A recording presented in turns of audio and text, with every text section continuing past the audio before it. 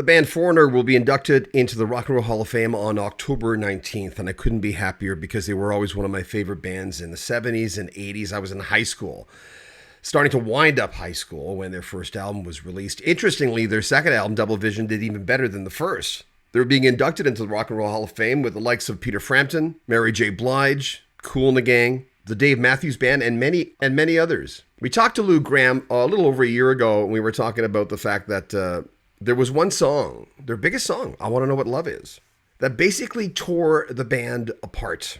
It was over writing credits. Now, before we put this clip on again, I want to point out the fact that we have not talked to Mick Jones. This is Lou Gramm's version of events. We have to be fair about this. And obviously, they're talking again because they're performing at the Rock and Roll Hall of Fame. And of course, there's a very good chance they're going to be performing I Want to Know What Love Is. Here's Lou Gramm on Rock History Music.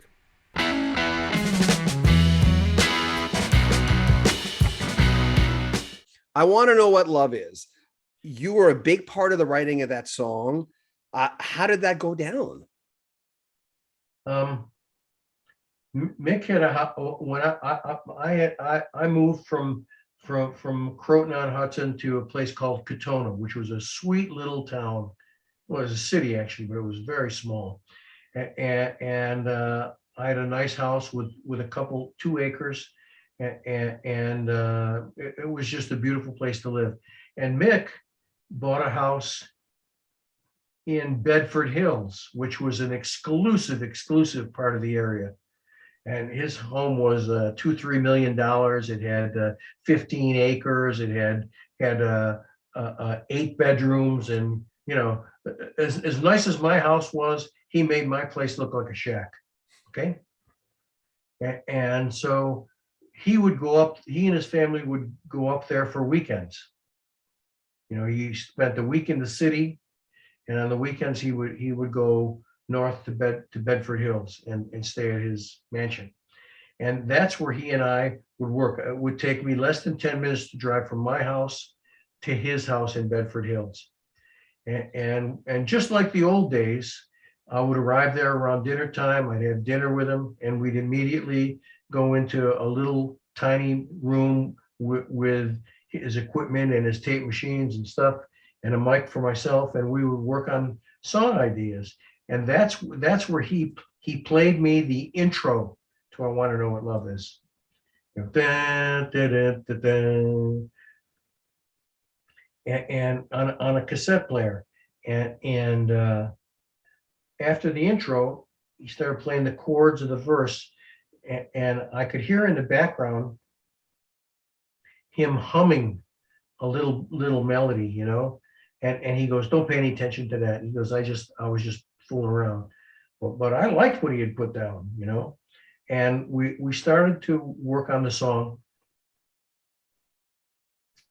and he had the vision for the song, because it was his idea, but I was contributing phrases and some lyrical lines and some arrangement lines. But the big thing is, when we went into the studio to record it,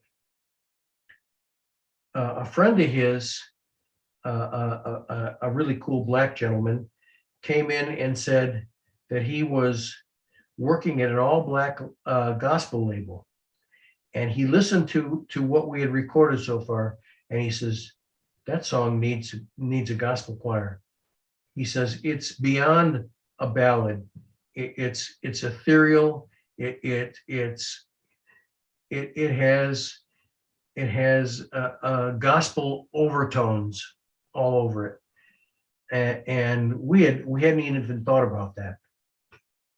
So he says, I've got a gospel choir from New Jersey on my label. He says, I'd like to send them over here, and you work on some parts with them, and just let them sing, and so while Mick was in one studio, a studio complex has usually 2 or 3 studios within it.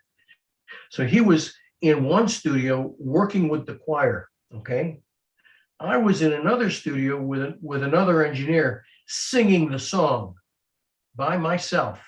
Usually when I sing the song, Mick's in there. He's always noodling with my melodies or my nuances. No, try this, Lou. Try this. Try that. And I was just singing my heart out.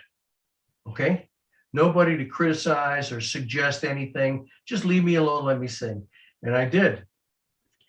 And the recording that you hear on that song, I did that by myself, just me and an engineer. And when I came back and played it for Mick, he was like, "Oh, that's nice." And then he went back to working with the choir, and he never even really paid much attention to it because he was consumed with making sure the choir was right.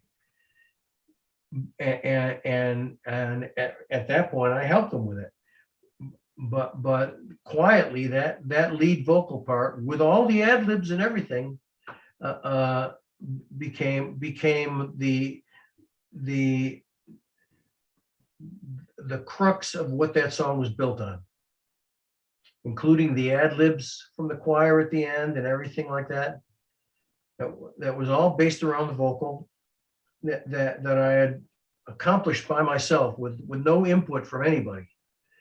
And I thought that was a big accomplishment for me, because I usually can't sing two notes without him adjusting something, or try this, try that, try this, try that, and it was a real interesting and exciting experience to be left alone, Mm-hmm. my own devices, to sing a monumental song.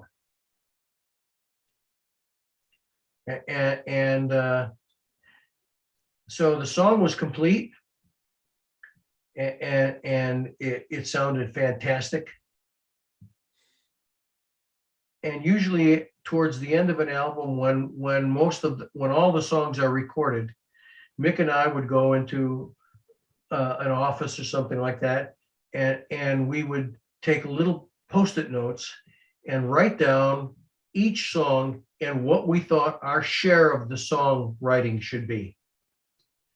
Now, we've been doing this since the first album, and usually we're very close. He might say we had a lot of 50-50 split songs, Right? a lot of them. But sometimes, I would feel that he contributed more than me, and I would put down Mick 60, Lou 40. And a lot of times he would have the same thing down, and we never had, if our thoughts were different, we would always split it down the middle and be happy, Mm-hmm. because we were so thrilled with our songwriting accomplishments that we had a very potent team. But I want to know what love is. When we first wrote on the Post-it notes what we thought it should be, I had 60 Mick, 40 Lou. He had 80 Mick, 20 Lou. So then we scratch that off and we do it again. And I had 70 Mick, 30 Lou. You know what he had? 95 Mick, 5 Lou. Okay. I don't know why it was like he wanted us to cut my throat or something. I don't know where 95.5 came from. The song was going to be a massive hit. It turned out way past our expectations. I had what I feel is a landmark vocal on it for him that he didn't even have to be a part of. Your biggest song. Yes. And so it went from 70, 75, 25 to 95.5. And I was looking at him. It was very hurtful. I says, really? I says, what's prompting you to do this? He goes, I'm thinking about it, and that's what I think. You had said before that it was the beginning of the end for you, right? Yes, it was. And I felt totally betrayed. And I says, Mick, I says, why are you even bothering with the 5? I says, I know you want the whole thing. Just take the whole thing, Mick. It'll have just your name on it, the way you like it. And that was the end of that. And he took the whole thing. And with that song, he upped his publishing deal another 3 million. Okay, because that song was so big. His publishing deal was substantial, compared to mine. Mine was very modest. And after he had 100% of "I Want to Know What Love Is," that was a #1 song around the world. Mhm. His publishing deal went up $3 million plus the royalties he was getting in, 100% of the royalties. And I felt ultimately betrayed and manipulated, and that what he did to me was an act of greed, 100% greed, and that he wanted all of the credit for that song. And that's exactly what he got. It was #1 around the world. People were piling accolades on him. It won him a Grammy. I mean, I sang the song. I never got a Grammy. Grammy went to Mick. I says, don't I get one too? I says, I sang the song. Does that count for anything? Apparently not. What's your relationship with him now? Well, I'll get to that. So that threw a wrench in the relationship. The tour was okay, but there was no camaraderie. I didn't feel any camaraderie from him. He was the guy that stabbed me in the back. So we performed and we pretended on stage, but off stage we kept our distance. There was no writing new songs in the back room. There was no playing euchre until 3 a.m. There was none of that. We were bandmates, but by contract only. And when it came time to do the next album,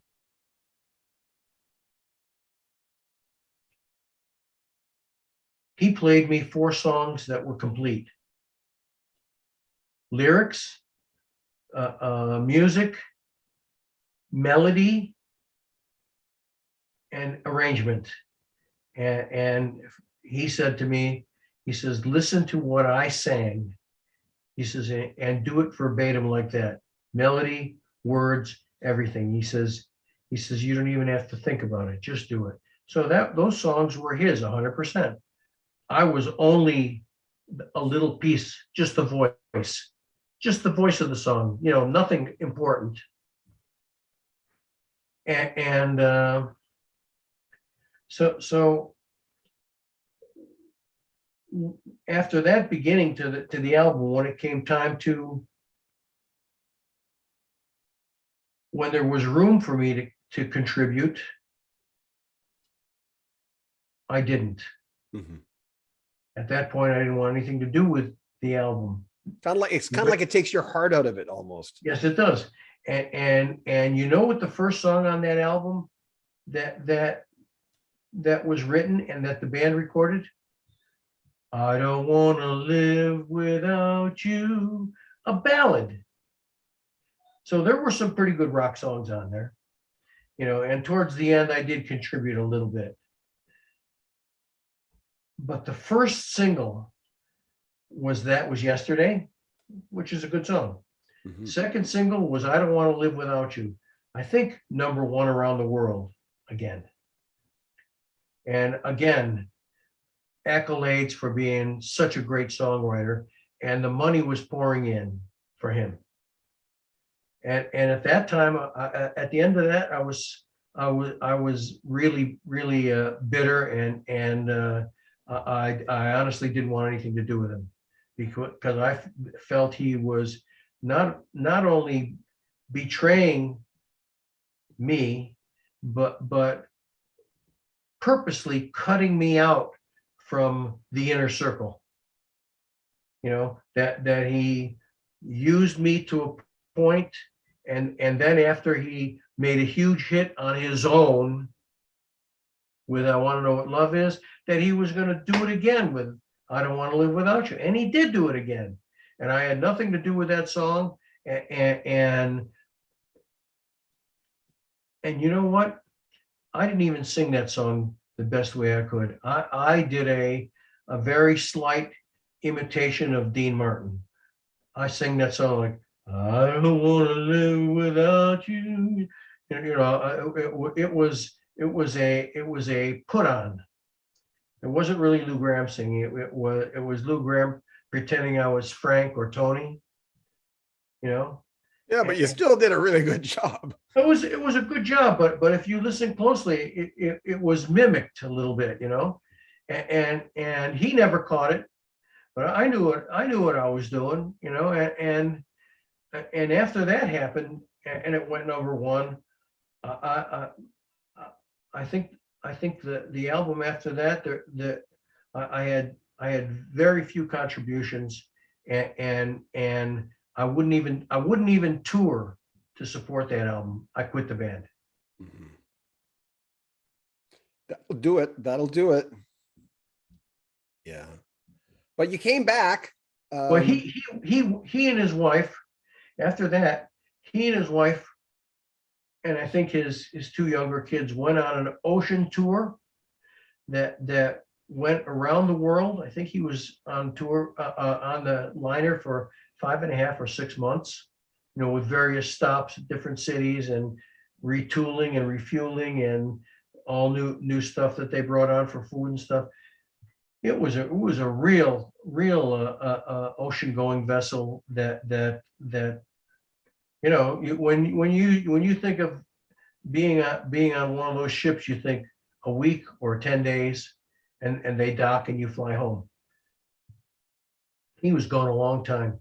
In the time that he was gone, I wrote and recorded my first solo album with my own players. Make sure you comment on our video, subscribe to our channel, and share our videos. If you want to help the channel, you really want to help us out. It's been a few tough months for a lot of YouTubers, including us. We have a PayPal donation at the very top of every video. You can join our Patreon and you'll get early access to our videos. And of course, we've partnered up with Teespring, where you can buy Rock History Music, Rock History Book, and Rock History Canada t-shirts, hats, and jackets. I'm John Bogan. This is Rock History Music. Take care of yourself.